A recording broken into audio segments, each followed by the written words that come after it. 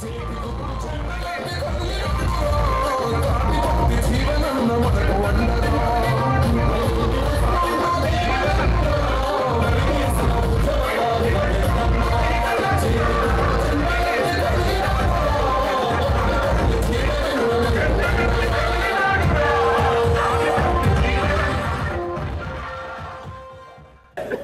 మన గుర్తు?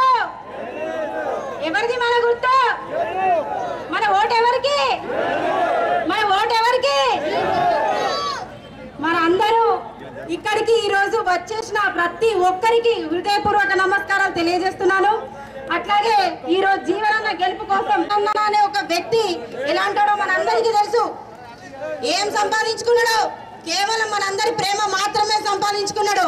మరి అలాంటి ఒక వ్యక్తికి మనం ఏమిచ్చి రుణం తీర్చుకోవాలి? కేవలం ఓటు మాత్రమే. ఆయన సంపాదించుకున్న ప్రేమకి మనం ఇచ్చే బహుమతి కేవలం ఓటు మాత్రమే. దయచేసి మనందరం ఓటేసి 13వ తారీఖు నాడు జీవనన్న కోటేసి మనందరం గెలిపించాలని ప్రతి ఒక్కరిని వేడుకుంటున్నాను. ఎందుకనంటే ఈరోజు ఏ డెవలప్మెంట్ చూసుకున్నా అది జీవనన్నదే కాబట్టి మనందరం దయచేసి గుర్తించాలి. చాలా మంది వస్తారు, ఒకటే చెప్పారు వచ్చే 13వ తారీఖు నాడు మనందరం జీవనన్న కోటేసి గెలిపించాలని ప్రతి ఒక్కరిని పేరు పేరున వేడుకోవడం జరుగుతుంది. జై కాంగ్రెస్. సంతోషం. ఇవాళ మేమందరం కూడా జీవనన్న కోసం ఇలా ఆయన గెలుపు కోసం మనందరం కూడా సైనికుల్లాగా పనిచేస్తూ ముందుకు వస్తున్నాం. ఇంకొక 2 రోజులు ఉన్నది. రేపు ఒక్క రోజు ఎల్లుండి అందరం కూడా మన జీవనన్న గారిని గెలిపించుకోవాల్సిందిగా మేము అందరినీ ప్రార్థిస్తున్నా. నేను ఒక్క మాట మాత్రం గట్టిగా చెప్పదలుచుకున్నా. ఇవాళ అసెంబ్లీ ఎలక్షన్స్ అయినాయి, అవి అన్ని గతం మీరు ఎవరికి ఓటేసిరో మేము అడుగుతారేమో. కానీ ఇప్పుడు మాత్రం దయచేసి మన స్థానికుడు, మన ఇంటివాడు, మన ఇంట్లో మనిషి లెక్క, మన జమ్మిగద్ద కాడ మనిషి లెక్క మనం అందరం కలిసి ఇవాళ జీవనన్న గెలిపించుకోవాలని మిమ్మల్ని అందరినీ కూడా ప్రాధాన్యపడుతున్నాం. ఇవాళ జీవనన్న గారు గెలిస్తే ఆయన మనకు ఢిల్లీలో అక్కడ అడుగు పెడితే ఈయన ఏ ఊరు అని అడిగితే జగిత్యాల జిల్లా వాసి అని గట్టిగా వస్తారు. పార్లమెంట్ లో మన కోసం గలం విప్పి మన రిజర్వేషన్ మనకు కాపాడతాడు. మనకు ఇక్కడనే ఇంత గట్టి స్ట్రాంగ్ ఉన్న నాయకుడు రేపు ఢిల్లీ పోతే ఇంకెంత గట్టిగా కొట్లాడతాడు. మనందరి కోసం ఆలోచన చేయండి. ఒక్కసారి మీరు అందరూ మళ్ళీ ఒక్కసారి ఆలోచన చేసుకోండి. మన జీవనన్న కోసం మనం అందరం కూడా కష్టపడదాం. ఒక్క రోజు ఉన్నది. రేపు ఒక్క రోజు అందరు కూడా తమ స్థానాలలో అందరం కూడా ఇంటి బాధ అందరం తిరిగి మళ్ళీ మన జీవనన్న గారిని అత్యధిక మెజారిటీకి నేనైతే అనుకుంటున్నా ఒక 50 నుంచి 60,000 మెజారిటీ సార్ మన జగిత్యాలకి వెళ్ళి కంపల్సరీ వస్తుందని నేనైతే గట్టిగా నమ్ముతున్నా. మీరందరూ కూడా దానికి సహకరించాలని చెప్పి కోరుకుంటున్నాను. Thank you. అంటే వాస్తవంగా ఏదైతుందో ఈ జగిత్యాలతో నాకున్న అనుబంధం మీకు తెలియంది కాదు. నాకు రాజకీయ జన్మనిచ్చింది జగిత్యాలని చెప్పట్టు నేను ఆనాడు 83లో మొట్టమొదటిసారిగా ఎమ్మెల్యే పోటీ చేసినప్పుడు కేవలం 30 సంవత్సరాల యువకుని పొల్లగాన్ని నన్ను ఆదరించి అభిమానించి ఈ స్థాయికి రావడానికి తోడ్పడ్డది ఏదైతుందో ఈ జగిత్యాల పట్టణం, ఈ ప్రాంత ప్రజానీకం అని చెప్పంటున్నాయి. ఈ 40 సంవత్సరాలు 4 దశాబ్ద సుదీర్ఘ ప్రజా జీవితం అని చెప్పంటున్నా. ఎన్నో ఒడిదుడుకులు ఎదుర్కొన్నా నేను. నాకు రాజకీయం అనేది ఏదైతుందో నేను పూల బాబు కాదు. నేను రాజకీయం ఏదైతుందో ఎన్ని ఒడిదుడుకులు ఎదుర్కొన్నా. ఒక ఎన్నిక గెలవడము, ఒక ఎన్నిక ఓడిపోవడము, గెలిచిన ఓడిన ప్రజల మధ్యలో ఉంటూ ప్రజా సేవయే నా బాధ్యత భావించేది ఏదైతుందో నా జీవితం గడిపినా చెప్పంటున్నాను. ఇవాళ ఏదైతుందో జగిత్యాల ప్రాంతానికి చెందిన అభివృద్ధి నాతో ముడిపడి ఉందని చెప్పంటున్నాను. ఇంకా కొన్ని పనులు చేయవలసిన మిగిలి ఉండొచ్చు కాక, కానీ సుదీర్ఘ ప్రజా జీవితం 40 సంవత్సరాల క్రితం 83లో ఏ పరిస్థితి ఉండే ఇవాళ ఏ పరిస్థితి ఉందో దయచేసి ఒక్కసారి గమనించాలని చెప్పంటున్నాను. నేను ఏదైతుందో అధికార పార్టీలో పనిచేశా, ప్రతిపక్ష పార్టీలో పనిచేశా. అధికార పార్టీలో పనిచేసినప్పుడు ప్రభుత్వ ఆసరా చేసుకొని జగిత్యాల ప్రాంత అభివృద్ధి కొరకు పాటుపడ్డా అని చెప్పంటున్నా. ప్రతిపక్షంలో ఉన్ననాడు ఏదైతుందో ప్రశ్నించే గొంతుకగా ప్రజా సమస్యలు, ప్రజా అంశాల్లో శాసనసభ వేదికకి ఏదైతుందో ప్రభుత్వాన్ని నిలదీసి ప్రభుత్వాన్ని ఒప్పించి మెప్పించే విధంగా పనిచేసిన చెప్పండి. ఏం చేసిండని చెప్పని నేనేం చేసిన అనేది కళ్ళని చూసినోని కనబడుతుంది. ఇవాళ ఏదైతుందో కళ్ళు మూసుకొని ఏం చేసినాడు ఎవరిని కనబడని చెప్పంటున్నాను. దరూర్ క్యాంప్ అంటున్నాను. దరూర్ క్యాంప్ స్థలం అన్యాక్రాంతం కాకుండా కంచెగాడ చేను కావలి ఉన్నట్టు అని చెప్పంటున్నా. చేను కాడ నేను ఏది కావలి ఉన్నట్టు అని చెప్పంటున్నాను. ఒక అర అంగుళం కూడా బయట పోకుండా ధర్మూర్ క్యాంప్ స్థలం కాపాడటంతో ఇలా ప్రభుత్వ కార్యాలయాలు ఏర్పాటు చేసుకోవడానికి జగిత్యాల జిల్లా కేంద్రంగా ప్రకటింపబడటంతో ఏదైతుందో జిల్లా కార్యాలయ సముదాయం ఏదైతుందో జగిత్యాల నడి పొట్టు మీద మనం ఏర్పాటు చేసుకోవాలని చెప్పి అంటున్నా. అదే మీరు సిరిసిల్ల పోండి, అదే సిద్దిపేట పోండి, అదే నిజామాబాద్ పోండి, మీరు ఎక్కడికి పోండి అని చెప్పి అంటున్నా. కలెక్టర్ కార్యాలయం 4 కిలోమీటర్ల దూరాలు ఉందని చెప్పి అంటున్నా. కేవలం జగిత్యాల మాత్రం ఏదైతుందో జగిత్యాల నడి పొట్టు మీద జిల్లా కలెక్టర్ సముదాయాన్ని ఏర్పాటు చేసుకున్నాం. అది ఏదైతుందో ధరూర్ క్యాంప్ స్థలం అక్కడ శ్రీరామ్ సాగర్ ప్రాజెక్టు ఆరంభంలో ఏదైతుందో సేకరించే స్థలం ఏదైతుందో నేను కంచెకాడ కావాలన్నట్టు ఉండడంతో ఆ స్థలాన్ని కాపాడుకున్నాం చెప్పండి. సోదరులు కూడా నా మీద కోపం పెట్టుకున్నారు, ఫ్రీడమ్ ఫైటర్స్ కూడా కోపం పెట్టుకున్నాను చెప్పి అంటున్నా. ఒక్కసారి అడుగు పెడితే అది అన్యాక్రాంతం కావడం నేను ఆపలేమనే భావనతో నేను అట్లా పెట్టని చెప్పి అంటున్నాను. ఇవాళ ప్రభుత్వ ఆసుపత్రి కానివ్వండి, ప్రభుత్వ కళాశాలలు కానివ్వండి, జిల్లా ఎస్పీ కార్యాలయం కానివ్వండి, విద్యుత్ కార్యాలయం కానివ్వండి, సబ్ రిజిస్టర్ కార్యాలయం కానివ్వండి, ప్రభుత్వ కార్యాలయం అన్ని కూడా ధరూర్ క్యాంపులో ఏర్పాటు చేసుకునే అవకాశం లభించిందని చెప్పంటే నాకున్నటువంటి ఒక ఏకైక లక్ష్యం ప్రభుత్వ ఆస్తుల కాపాడు నా బాధ్యత భావించాలని చెప్పంట. దేవాదాయ ఆస్తుల పరిరక్షణ కూడా అంతే బాధ్యతతో దేవాదాయ ఆస్తులు అన్యాక్రాంతం కాకుండా చూడాలనే భావనతో ఏదైతుందో ఇలా విద్యానగర్ ఎడ్లంగట్లో ఉన్నట్టుగా రామాలయ స్థలం ఏదైతుందో అది అన్యాక్రాంతం కబ్జా గురిగా చేసే ప్రయత్నం చేస్తే నేను చెప్పంటున్నాను, నేను అడ్డుగా నిలబడి ఇవాళ అయోధ్య రామ మందిరాన్ని తలపించే విధంగా ఏదైతుందో భక్తులు స్వయంగా ఇలా రామాలయ నిర్మాణం చేసుకోవడం జరిగిందని చెప్పంటే ఆ స్థలాన్ని కాపాడని చెప్పంటున్నాను.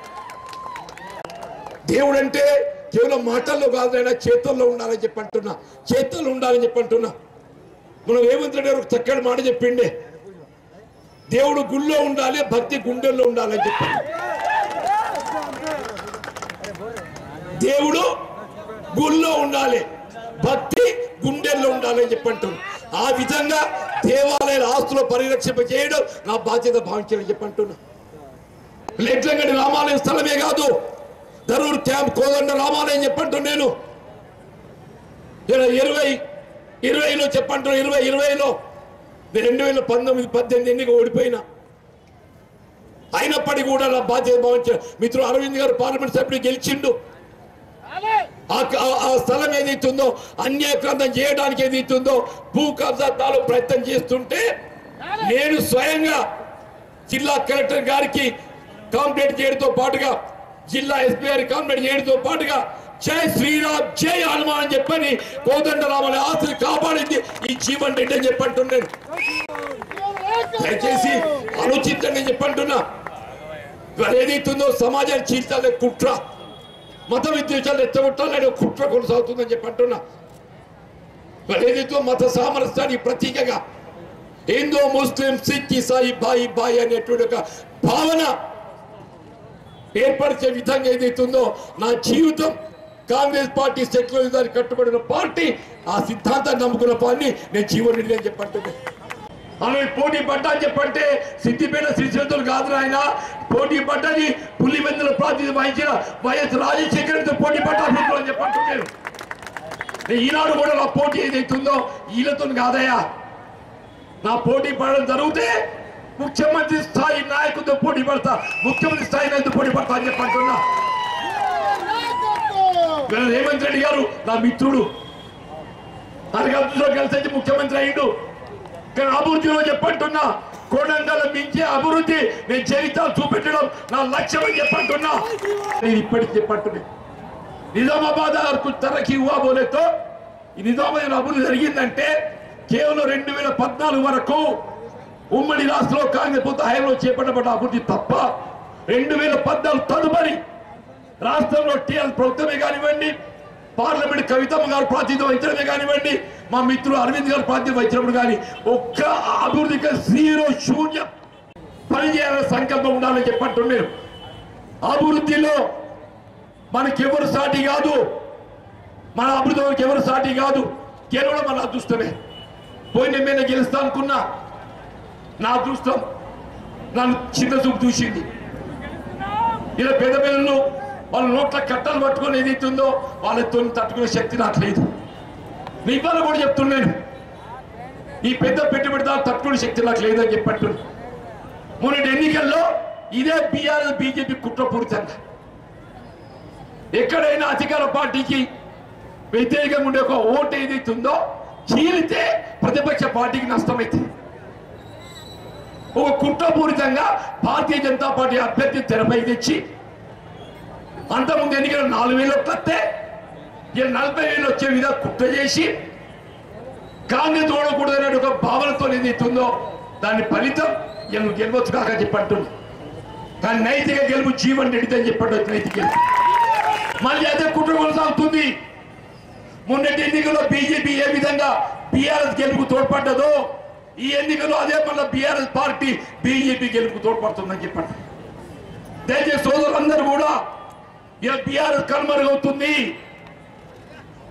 గతంలో బీఆర్ఎస్ సంబంధించినటువంటి ఒక ఓటు ఏదైతుందో దయచేసి మతతత్వ పార్టీ అయినట్టుగా భారతీయ జనతా పార్టీ గెలవకూడదు భావనతోని సెక్యులర్ పార్టీగా భావించే కాంగ్రెస్ పార్టీ అభ్యర్థి అయినట్టుగా జీవన్ రెడ్డికి మద్దతు తెలపాలని కోరుతున్నాను చెప్పండి. స్టేషన్ అంటే ఆర్టీసీ బస్సు పొడిగించుకున్నట్టు నేను చెప్తున్నా. దేవుని దేవల పార్లమెంట్ గెలవడము నెల రోజుల లోపల లింగంపేట జగిత్యాల ఏదైతుందో ముంబై రైలు హాల్టింగ్ పెట్టిస్తా అని చెప్పంటున్నా. మొన్న ఎమ్మెల్యే ఎన్నికప్పుడు ఏదైతుందో ఇదే బీజేపీ బీఆర్ఎస్ కుట్రతోని నేను ఓడిపోవడం జరిగింది. మరి ఆ కుట్రలు ఛేదించే విధంగా నేను ఆడబిడ్డలు అండ కొడుతున్నా, యువత అండ కొడుతున్నా అని చెప్పట్టు. ఏ ఆడబిడ్డే కానీ ఆపదలుంటే ఏం చేస్తా తల్లి గారింటికి వస్తుంది. నిజమాబద్దామా? నిన్నటి దాకా నిజామాబాద్ ప్రచారం చేసినమ్మా. ఇలా ఆఖరి తీరం జగిత్యాల నా తల్లిగారి ఇల్లు అని చెప్పంటున్నా. నా తల్లిగారి ఇంటికి వచ్చిన మా ఆడబిడ్డల దగ్గరికి వచ్చి నన్ను ఆదుకోండి అని చెప్పంటున్నా. తెలంగాణ రాష్ట్రమే కాదు ఉమ్మడి రాష్ట్రంలో జగిత్యాల జీవన్ రెడ్డి జగిత్యాలుగా గుర్తింపు తెచ్చాను నేను అని చెప్పాను. నేనేం చెప్తున్నా, నేను దేవుని దేవుల పార్లమెంట్ గెలవడము ఢిల్లీ ఎర్రకోట జెండా ఎగరెత్తా అని చెప్పంటున్నా. రాహుల్ గాంధీ గారి నేతృత్వంలో రాహుల్ గాంధీ గారు ప్రధానమంత్రిగా వారి జెండా ఎగరవేయబోతున్నారని చెప్పని నేను మనం చేస్తున్నాను చెప్పండి. దయచేసి నాకు అండగా నిలవండి. నేను అలసిపోయినా ప్రయోజనం వచ్చిన 30 ఏళ్ళు ఉండేనే 73 ఏళ్ళు అయినాయి. మొన్నటి ఎన్నిక గెలవకున్నా కానీ పార్లమెంట్ ఎన్నిక పోరాటం చేస్తా పోటీ చేస్తా అని చెప్పని ధైర్యంతో ముందుకు వచ్చాను మీ అండదండలతో. కానీ ఈ ఎన్నిక చేదారితే తట్టుకునే శక్తి నాకు లేదనుకున్నాను. ఈ ఎన్నిక చేదారితే తట్టుకునే శక్తి నాకు లేదని నాకు చెప్పట్టున్నాను. దయచేసి ఇవాళ మీరు పెట్టిన మొక్క ఇది జగిత్యాల వాస్తవ్యులు మీరు పెట్టిన మొక్క ఇలా వృక్షమైంది 10 మందికి నీడిస్తుందని చెప్పంటున్నా. ఈ చెట్టుకు నీరు పోసి 10 మంది నీడలు ఇచ్చారు. ఒక చెట్టును కాపాడే బాధ్యత మా జగిత్యాల నియోజకవర్గ ప్రజానీకపై ఉందని చెప్పని సమన్వయ కోరుతుందని చెప్పంటున్నా. నేను ఎక్కడ వేరే జగిత్యాల పేరు చెప్పుకుంటా అంటున్నాను. దయచేసి మరి మీరందరూ అండగా ఉండాలి. మరి పొద్దుటికి వెళ్ళా 14 గంటలు అవుతుంది. 7:30 గంటలకు వెళ్ళినా 8 గంటలు మాట్లాడడం మొదలుపెట్టే 14 గంటలు మా చంద్రశేఖర్ చెప్పాలి. ఒక మనిషి ఏదైతుందో దినంలో ఎన్ని గంటలు మాట్లాడగలుగుతుంది. నేనే చెప్తున్నానే 10 గంటలు మాట్లాడని చెప్పట్టున్నా. నా నోరంతో వేరేగా ఏదైతుందో చివరి దినం కాబట్టి నా ఆలోచన మీతో పంచుకోవాలి, నా భావాలు మీతో పంచుకోవాలి, మీ దగ్గరికి చేరాలి, మీ అండదండ పొందాలి భావనతో ఏదైతుందో ఇలా పొద్దుటికి వెళ్ళి ఏదైతుందో ఇలా జగిత్యాల నియోజకవర్గం పర్యటిస్తున్నాం. నాకు అండగా నిలవండి. ఈ గెలుపు నా గెలుపు కాదు, నా ఒక్కతో సాధ్యమే గెలుపు కాదు. ఇలా జీవన్ రెడ్డి గెలవాలంటే జగిత్యాల పిలుపు జీవన్ రెడ్డి గెలుపు అని చెప్పంటున్నా.